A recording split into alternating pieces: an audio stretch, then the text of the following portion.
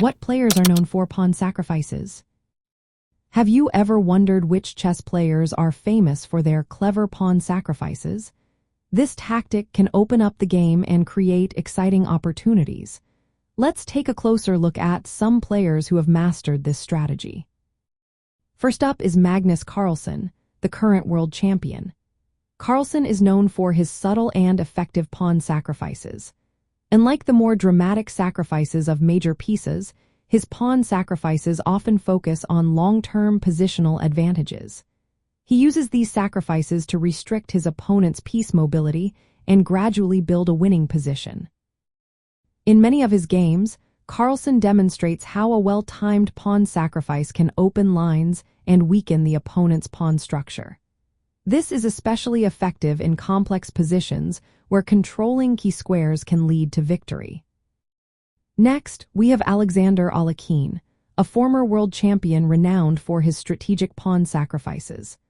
Alekhine often sacrificed pawns to open files for his rooks or create dynamic imbalances that favored his active piece play. His games show how pawn sacrifices can shift the balance of the game, increasing piece mobility and creating attacking chances. While Carlsen and Alekhine are standout examples, many other strong players have effectively used pawn sacrifices. The idea behind these sacrifices is often to remove enemy pawns that block the advance of one's own pawns or to open lines for powerful pieces like rooks and queens. This can lead to the creation of passed pawns, which are pawns that have no opposing pawns blocking their path.